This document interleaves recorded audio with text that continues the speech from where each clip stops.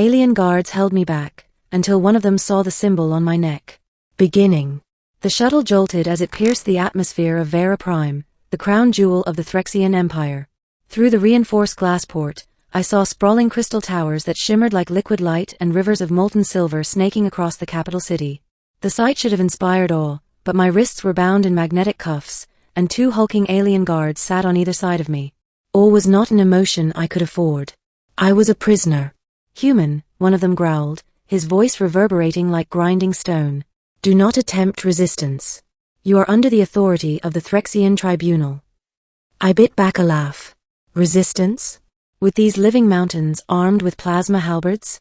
My only weapon was a memory, a faded story my grandmother told me when I was a child. A story about the mark I carried, branded faintly onto the skin just below my collarbone. You must never show it, she whispered, decades ago, tracing the scar-like crescent shape. The symbol is not for Earth.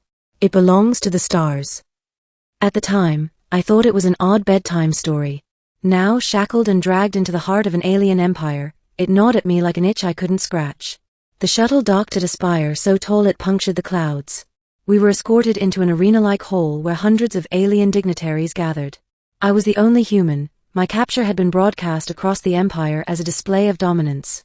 The guards shoved me forward, and I stumbled to my knees on the luminous floor. My eyes adjusted to the throne at the far end, where the High Imperator lounged, draped in robes of metallic scales. His eyes gleamed with predatory amusement. Behold, he boomed. The trespasser from Sol, caught probing restricted ruins on Zaleth. Tell me, human, what were you seeking in our sacred grounds? I swallowed hard. Knowledge, I said simply. The ruins are older than your empire. I wanted to understand who built them. The hall erupted in hissing outrage. To them, I was vermin daring to challenge their official history. 2 guards seized my arms to haul me away, perhaps to torture or execution. And then it happened. One of the guards, the taller one with pale markings across his scaled cheeks, paused. His gaze dropped to my collar where the fabric of my torn uniform had shifted. His eyes widened, his grip loosening as if I'd burned him. The symbol. The crescent scar. He uttered a guttural word in his tongue that silenced the hall. He pushed aside the other guard, ripped the fabric of my shirt wider, and revealed the mark fully. Gasps echoed across the chamber. The Imperator's expression froze. Impossible, he rasped. The guard who saw the mark dropped to one knee before me. Middle. I didn't understand why the chamber's atmosphere had changed from hostility to reverence, but I knew the symbol was the cause. The kneeling guard, his name I later learned was Karen, spoke rapidly in Threxian. I caught fragments from my studies. Chosen. Return. Ancients. The Imperator raised a hand for silence. His sharp eyes bored into me. Where did you get that mark, human? I hesitated. I was born with it. My grandmother said it's been in my family for generations. Whispers rippled through the hall like a storm.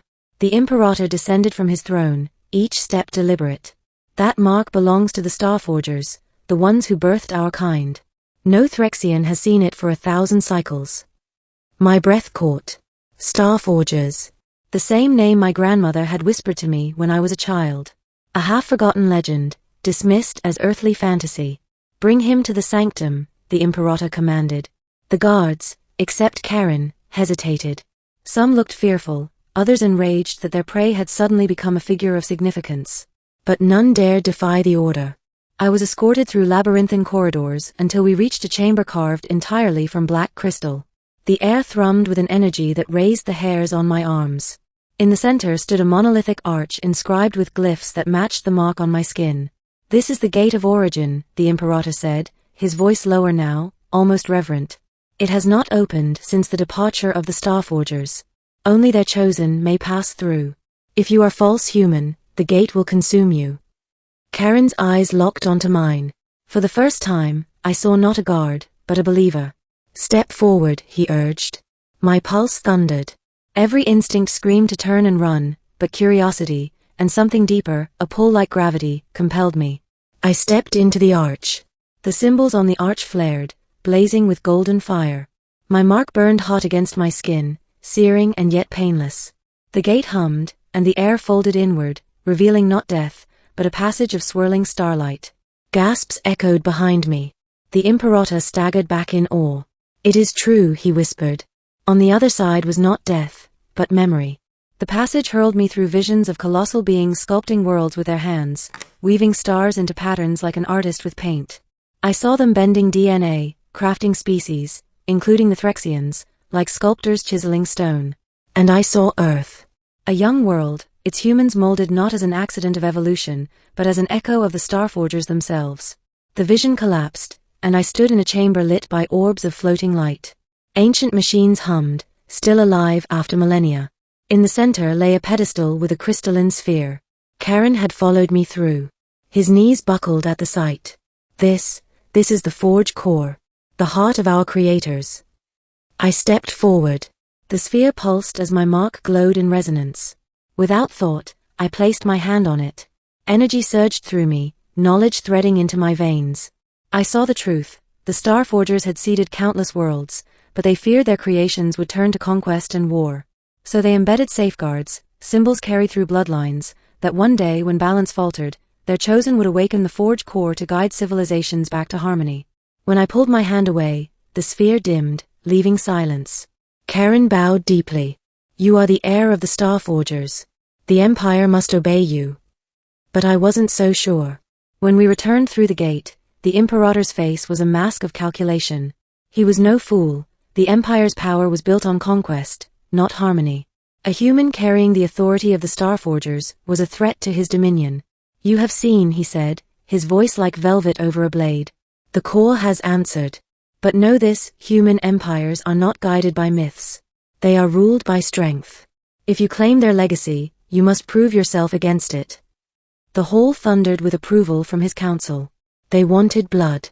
Karen's hand brushed mine, subtle and reassuring. Do not yield, he murmured. The Imperator raised a clawed hand. Trial of ascendancy. Tomorrow, the human will face it. That night, I was confined but not chained. Karen visited me, his face shadowed in torchlight. You are not alone, he said. Many of us still honor the Starforgers. But to survive, you must endure the trial. It is a labyrinth of beasts and machines left behind by the ancients. None who entered have ever returned. Comforting, I muttered. Karen's gaze softened. Your mark burns brighter than you know. Trust it. I slept uneasily, haunted by visions of the Starforgers watching me with eyes like galaxies. Ending. The trial arena was a colossal pit, its walls alive with shifting metal plates. The Council and Imperator watched from high platforms. I was unarmed. The labyrinth gates opened. I stepped inside. Immediately, the floor shifted, forming twisting corridors. Beasts of alloy and flesh stalked me, creatures designed by Starforger hands to test courage. I ran, fought, and bled, guided by instinct more than skill. At one point, cornered by a serpentine construct with blades for scales, I felt the symbol on my chest ignite. The creature froze, bowed its head, and withdrew into shadow. The mark was not just heritage. It was command. Hours bled into eternity, but at last, I emerged from the labyrinth battered, bloodied, yet alive. The crowd roared in disbelief. The Imperator's expression twisted with fury, but he could not deny what all had witnessed. By ancient law, he spat, the human carries the right of the Starforgers. His word is law. Karen knelt before me, and one by one, others followed, guards, nobles, even some counselors. I stood at the heart of an empire, an unwilling heir to a legacy that spanned stars. And for the first time, I understood my grandmother's warning.